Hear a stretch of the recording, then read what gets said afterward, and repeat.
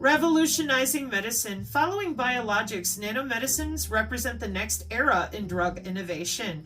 Current research has demonstrated improved performance, reduced side effects, and revolutionary new treatment strategies like personalized medicine.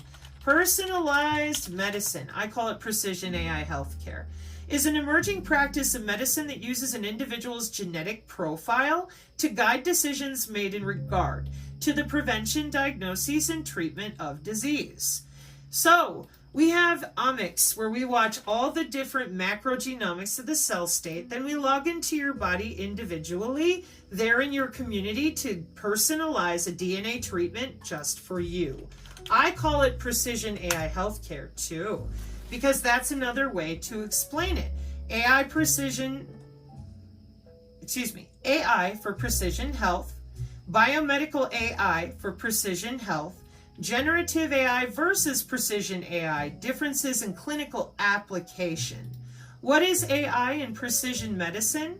Precision medicine methods identify phenotypes of patients with less common responses to treatment or unique healthcare needs. AI leverages sophisticated computation and inference to generate insights, enables the system to reason and learn, and empowers the clinician decision-making through augmented intelligence. This is your eHealth. This is your mHealth. This is the Journal of Translational Medicine for precision medicine in the era of AI. Who doesn't want to feel better, right? Okay.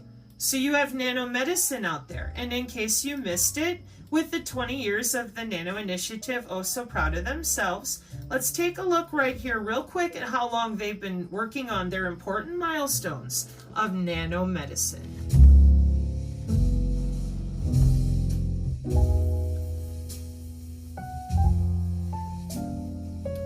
But they didn't know.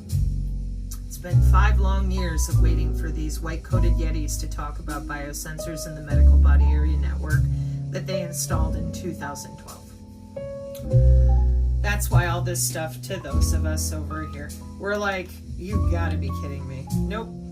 They have no intention whatsoever of talking about what they do when they go to work. Nope.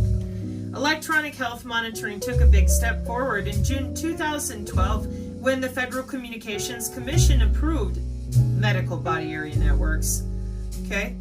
So, once you understand that the people who are doing these jobs are insulated by your very own government, then you understand that these are jobs and that we're using fluorescence with biosensors, we're using biosurveillance and biosecurity, biological security. Tell me how. The body is electrical. We have natural fractal antennas called DNA. So all of this technology that I'm showing you is super easy once you admit things like this. Scalable localization enabled in-body terahertz nano networks. Whoops, we're in French. Hey, you. Okay, I will bring you back this one once I translate it. Report to the President and to Congress. The 7th Assessment of the National Nanotechnology Initiative, Executive Office of the President, President's Council of Advisors on Science and Technology, August 2023. About the President's Council of Advisors. Okay, well, they've been there a while. They're innovators, clearly. Professor of Chemical Engineering, Bioengineering, and Biochemistry. Where's the Illuminati? Well, they're right there, Sabrina. You can't prove any of that. These are people that are going to work. And given that you brainwashed them into believing a bunch of your bullshit, and they're fairly compartmentalized, and they think they're saving the world, don't they? Doesn't everybody going to work for Johns Hopkins University? You're in healthcare. Why would you want to hurt people? Obviously. They want to help everybody by logging into their body and making humans genetically the same, or whatever they want to turn you into, because they certainly haven't told anyone else for 20 years what they're up to. At least according to all of you out there, you play like you are just so stupid. You have no idea that the body's electrical. You don't know what a biosensor is. You can't Google it. You can't watch videos on it. So you leave it to all the plainclothes, those of us out here who want to be with our family. And instead we're here reading to people because those of you making money doing this won't stand up and talk about what you're doing. Instead, you allowed our Central Intelligence Agency to run a bunch of paid operating agents like the ones we've all seen dancing around to only tell us bits and pieces, keep people fighting and confused. It's been 5 years. You think you want to talk about how much money you got going on here? Well, don't worry. We got you covered. Nanotechnology sparked a new phase of scientific discovery, producing groundbreaking innovations over the last 30 years.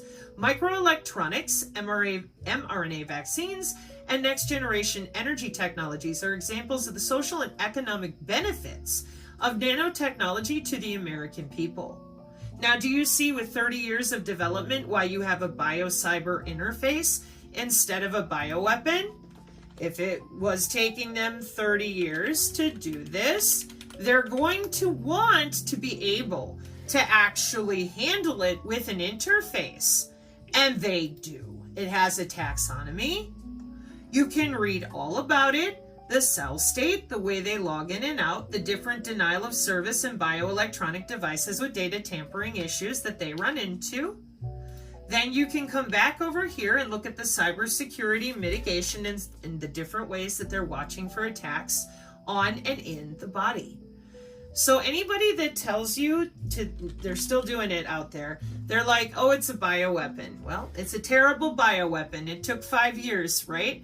Well, over at Cambridge, we're not learning that it's a bioweapon. We are learning the introduction and history and definition of the Internet of Things, concepts of the Internet of Everything, the relation and differences between the Internet of Thing and the Internet of Everything. We're outlining the challenges of the Internet of Everything, focused on ubiquitous connectivity. We're introducing the Internet of Bio-Nano Things, its role at the core of the Internet of Everything, emerging applications. We're exploring Internet of Bio-Nano Things related concepts, such as biosensors, wearables, drug delivery systems, and microfluidic systems, bioelectronics, biocyber and neural interfaces, molecular and nanomachines. See how that works? The CIA gets to hire people to go out there that you watch and trust and think that are telling you things that are real. Those of us who are out here fighting against this for however long, we're taking you to the Department of Engineering at Cambridge for an undergraduate degree. This is the level that we've had to go to because your physicians lie that hard. They don't want anybody to know about molecular communications, human body nanonetworks, the terahertz band with electromagnetic anything. They don't want to talk about acoustic nanocommunications, wake-up radio, and they don't want to talk about molecular communications, modeling, analysis, and simulation. That modeling software is for them. That's not for you. You're a plebe. You're not even allowed to know that they're logging into your body. See previous videos. So the objectives of this coursework as an undergraduate degree at the University of Cambridge doesn't include a bioweapon. It includes the appropriate terminology for the biocyber and neural interfaces harnessed with molecular communications, microfluidics, nanobiosensing, and the intrabody nanonetworks. Here on the Synergy channel, we don't do narrative driving, and we also do not do the what do they call it? Conspiracy theory arguments that never end. We do, if it's good enough for you to go to school and get an undergraduate degree in it, that is what it is. That's what it is everywhere between every scholarly journal we can find. It's a biocyber interface that y'all been working on for a couple of years. And you're hooking into the back end of the electronic integrated CDC disease surveillance system, the pathogen access control systems, and the Department of Energy genomic systems. So what's so hard to understand?